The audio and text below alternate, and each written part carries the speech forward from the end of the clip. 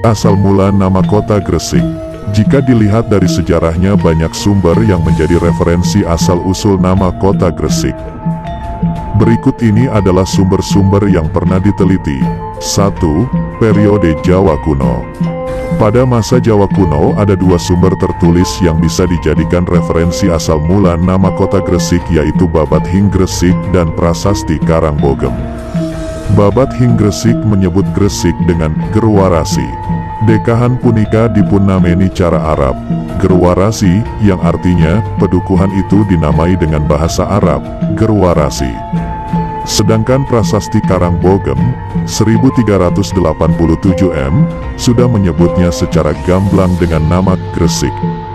Hana takawulaningong saking Gresik adalah bagian kalimat pembuka yang terdapat dalam Prasasti Karangbogem. Artinya adalah, kemudian adalah seorang warga kami berasal dari Gresik, yang membuktikan bahwa nama Gresik sudah ada sejak saat itu.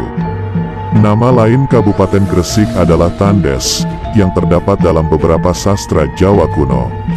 Tandes tertulis dalam inskripsi yang terdapat di makam kompleks makam Bupati Gresik zaman dulu.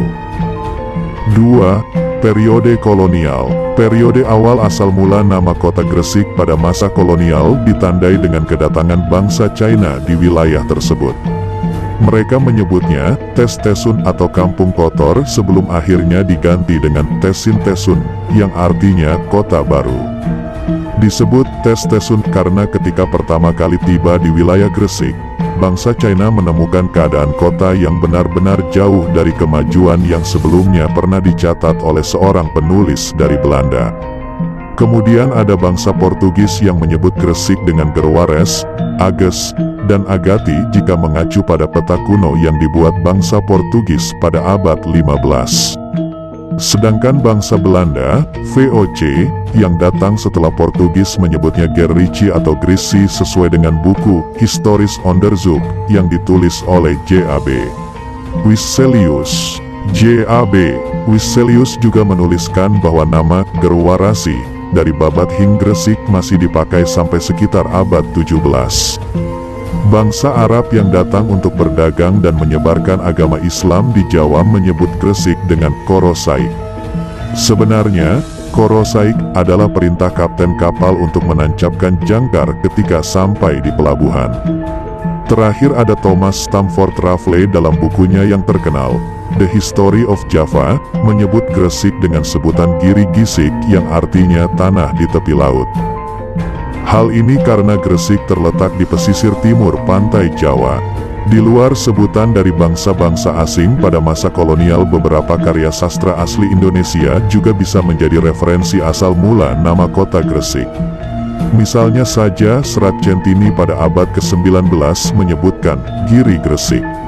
Lalu ada Solihin Salam, seorang pengarang dan wartawan yang lahir tahun 1933 menyebut Gresik dengan Giri Isa yang berarti Bukit Raja. Dari semua perbedaan penyebutan sumber-sumber yang menjadi asal mula nama kota Gresik, sebutan Giri Gisik akhirnya menjadi yang paling populer di masyarakat. Giri yang berarti bukit dan gisik atau pantai menjadi terkenal karena sesuai dengan ciri geografis kabupaten. Dalam Prasasti Batu itu ada disebutkan bahwa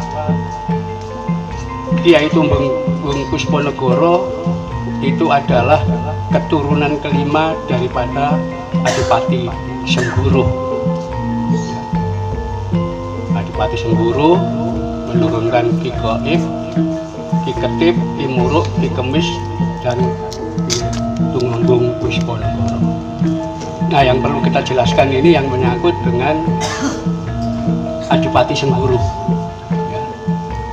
Ini banyak yang bertanya tentang tokoh ini. Jadi Adipati Sengguru ini ada dua orang. Yang pertama, Adipati Sengguru namanya Raden Pramana. Ya. Ini adalah anak daripada Patih Mojopahit Pati Maudara. Adipati Sengguru inilah yang dalam Babat Ing Gresik disebutkan pernah menyerang Giri. dengan bala pasukannya, dan Giri waktu itu dibela oleh prajurit patang puluhan. Yang disebut prajurit patang puluhan ini adalah para pendekar Cina Muslim. Jadi orang-orang Cina itu Muslimnya sudah lebih dulu di sini. Dipimpin Panji Laras, Panji Liris. Penduduk Giri yang Muslim lari semua. Ya, kenapa? Diserang oleh puluhan ribu pasukan dari Sengguru. Sengguru itu wilayah di daerah pedalaman Malang sana. Hanya orang-orang Cina Muslim yang berani membela Sunan Giri kedua, Sunan Dalem. Ya, itu dicegat di wilayah Lamongan sana, terjadi pertempuran. Pasukan Cina senjatanya bedil, tembak-tembakan, tapi kalah jumlah, akhirnya mundur, kemudian membawa lari Sunan Dalem ke wilayah Gumeno. Ya. Nah, di situ diceritakan Raden Pramana ini kemudian masuk ke makam Sunan Giri, ya, mau merusak makam. Nah, di situ kemudian dicegat oleh penjaga makam, disebutkan namanya Syekh Gerigis, orang dari Lamongan, dari desa Gerigis Lamongan. Disitulah ketika menghadapi Adipati Sengguru, Raden Pramana, Syekh Gerigis ditepas pedang, beliau meninggal. Ya. Nah, ketika Raden Pramana ini mau menghancurkan makam Sunan Giri, itu digambarkan di dalam Babating Gresik. Tiba-tiba muncul Bramoro. Bramoro itu tawon endas. Dia disengat, jatuh pingsan. Setelah itu ketakutan. Rupanya ini karomahnya Sunan Giri. Lalu pasukannya dibawa balik ke Sengguru, tidak jadi merusak makam Sunan Giri.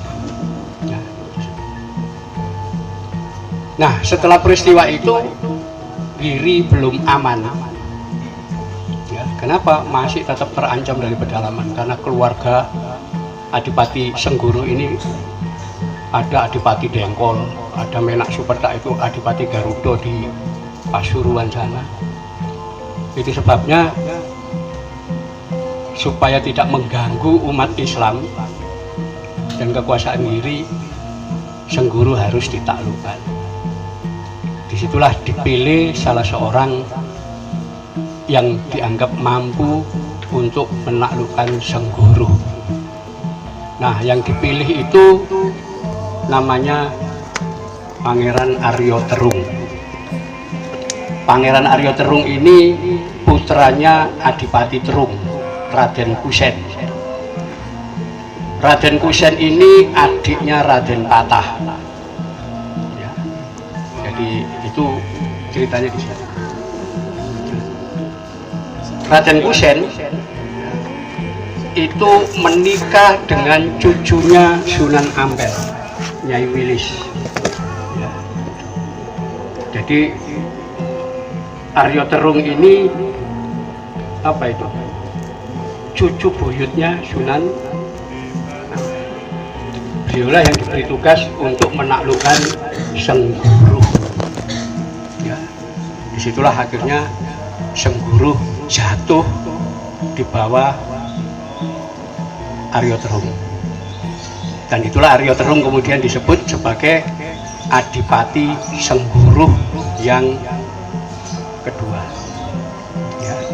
Itu namanya Kiai Adipati Sengguru. Ya. Kiai Adipati, kenapa? Karena sudah Muslim. Dan disitulah mulai terjadi usaha untuk mengislamkan wilayah pedalaman Malang, ya, daerah Kepanjen sampai. Ternyata kekuasaan Adipati Terung yang kedua ini hanya 5 tahun. Ya. Ketika beliau pulang dari ziarah dari Ngampel, itu lewat Sungai Brantas. Dulu belum ada jalan, lewat Sungai Brantas. ternyata dicegat oleh Adipati Srengat ya, dan Adipati Panjer. Ribuan pasukan. Kenapa? Karena berani mendakwakan agama Islam di pedalaman. Beliau diserang ya, pengawalnya cuma 30 orang.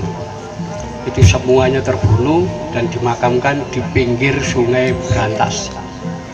Lokasinya sekarang di daerah Rejotangan, masuk Kabupaten Tulungagung ya, itu masih ada makam kuno.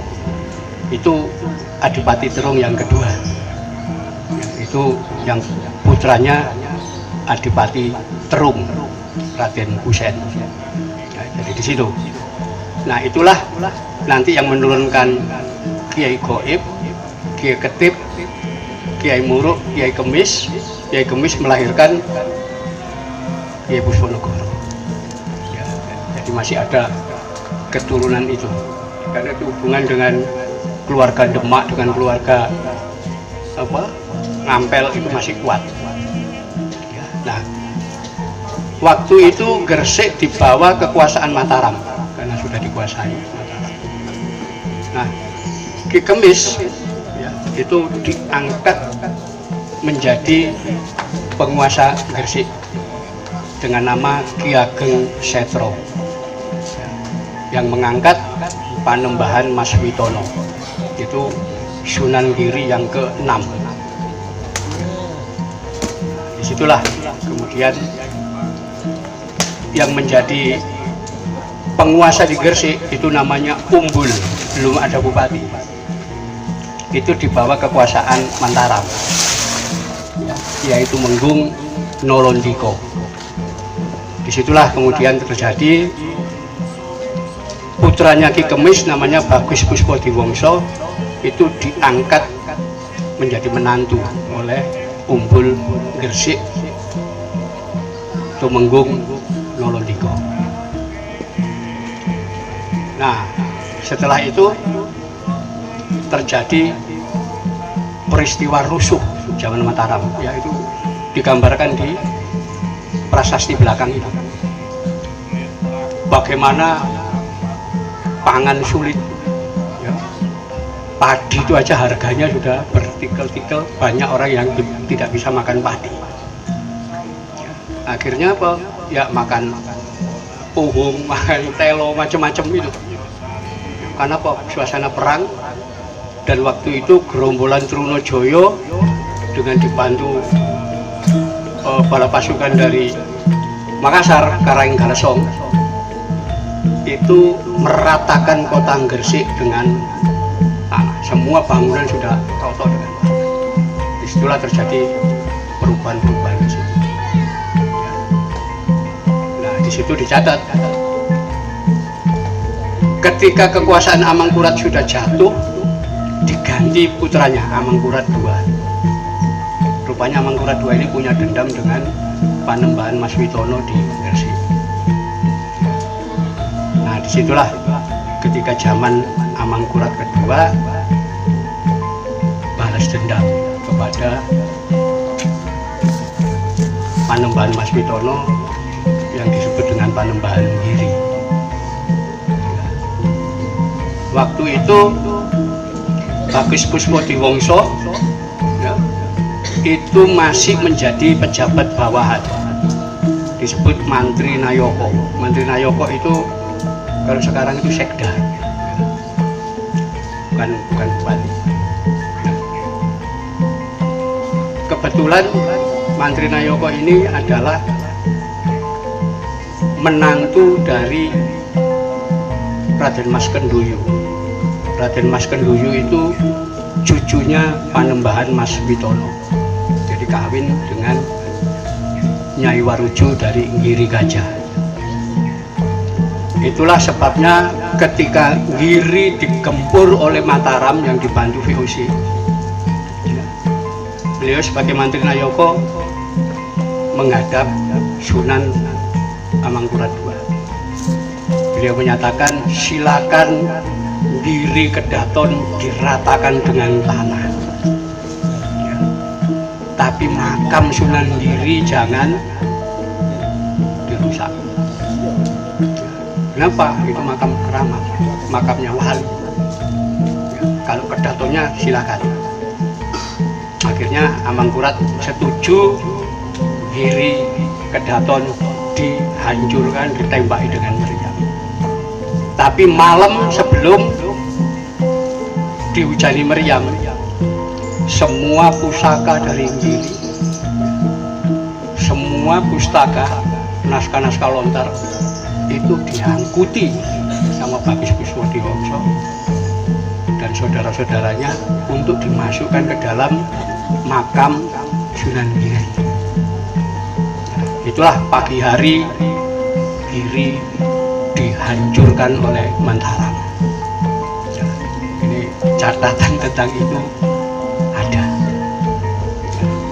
Bahkan Panembahan Mas Witono kemudian dijatuhi hukuman mati dengan cara dicambuk sampai kehabisan darah. Setelah penghancuran Giri, tapi naskah-naskah kuno pusaka Giri masih diselamatkan, disimpan di dalam makamnya Sunan Giri. Ya, itu sebabnya kita masih mengetahui silsilah Sunan Giri. Ya, kenapa? Karena masih selamat. Jadi di situ. Nah, setelah peristiwa itu muncul pemberontakan untuk Suropati. Waktu itu yang menjadi unggul di Gresik Raden Tumenggung Aryo Nolondiko. Ya, itu masih adik iparnya Bagus Puspodiwongso. Tapi ternyata apa? Dalam pertempuran di Pasuruan dengan Suropati, beliau gugur, meninggal, dimakamkan di sana. Lalu oleh Amangkurat kedua diangkatlah penguasa Gresik, yaitu Bagus Puspodiwongso dengan diberi gelar Kiai Tumenggung Pusponegoro. Itulah Bupati Gresik pertama. Ya. Kenapa Bupati? Karena jabatannya Bupati, sebelumnya Umbul-Umbul itu Panglima Perang. Ya. Disitulah baru ada Bupati pertama di Gresik. Dan ketika beliau naik menjadi Bupati, kota Gresik roto dengan tanah. Ya, itu sebabnya pertama kali yang dibangun adalah masjid. Ya, jadi dalam kabupaten belum ada masjid. Setelah itu baru pasar. Ya. Setelah pasar baru kabupaten. Ya, jadi itu pertama kali Gresik bangkit dari kerusuhan akibat pemberontakan pada masa Amangkurat I dan pada masa Amangkurat II. Itu mulai pertama. Nah, untuk menjaga keamanan, karena waktu itu rusuh, setelah perang rusuh, itu Bupati Pusponegoro menekankan kewajiban di tiap pedukuhan itu wajib ada langgar, tempat untuk ibadah warga setempat sekaligus untuk menjaga keamanan kampung. Itulah pertama kali di wilayah Kabupaten Gresik tiap pedukuhan ada langgar.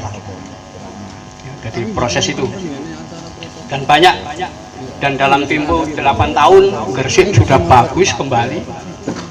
Tetapi pelabuhan Gresik oleh Amangkurat II sudah diserahkan kepada VOC. Ya, itu sebabnya Bupati Pusponegoro berkeinginan merebut kembali pelabuhan dari tangan Belanda dengan cara apa? Menggalang usaha pemberontakan.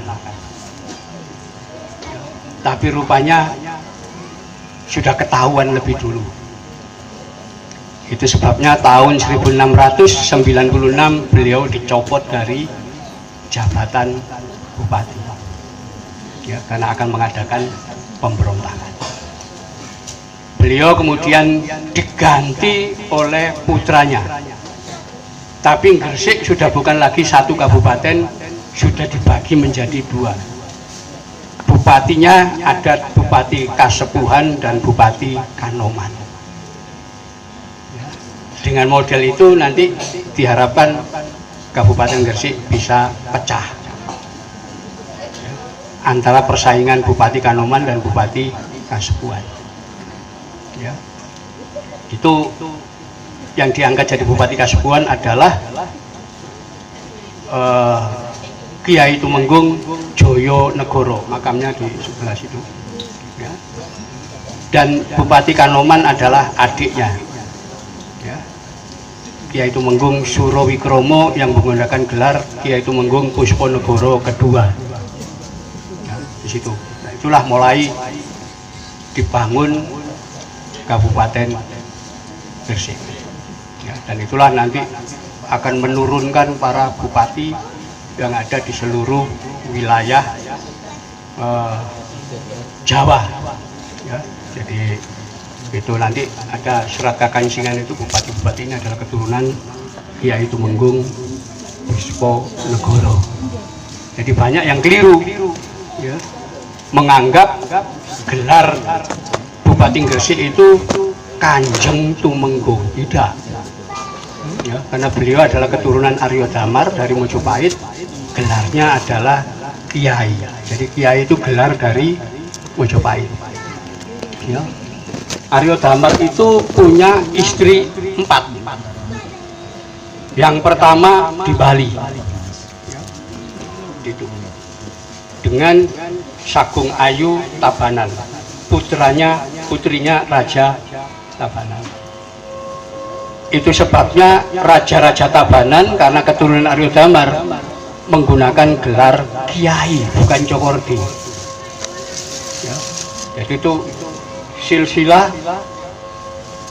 ya, Aryo Jasan nanti punya keturunan Kiai Anglurah, Kiai Emas, Kiai Ageng, itu nama-nama Raja Tabanan di Bali. Ya, kenapa? Gelar Kiai itu dari Mojopahit, artinya keluarga kerajaan di sana. Nanti Aryo Damar juga punya putra di Madura, di daerah Propo sana, Aryo Menak Sunoyo itu nanti punya keturunan, ya, gelarnya adalah Kiai. Ya, nanti ada Kiai Lemaduwur, Kiai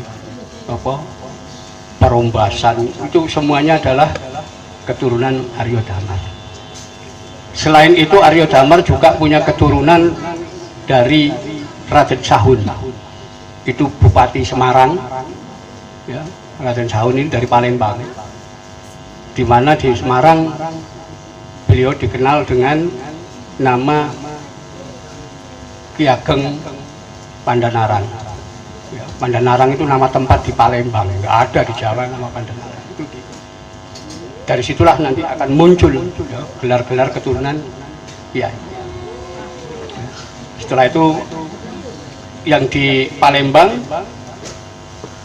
Pangeran Surodirjo itu punya keturunan juga pakai gelar Kiai, Kiai Mas, ya, bagian berubah jadi Kimas macam-macam, itu adalah keturunan dari Aryo Damar.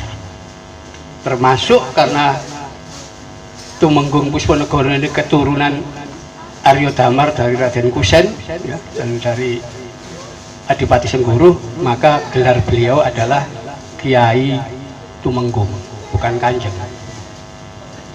Ya, jadi zaman kuno itu Kiai itu adalah keluarga dari Mojopahit, keluarga kerabat. Nah, karena orang nggak ngerti sekarang sering dimaknai Kiai itu dari kata-kata ikiai, bukan. Ya. Kiai itu gelar kebangsawanan zaman kuno. Itu nanti bisa kita lihat dalam kamus bahasa Jawa kuno.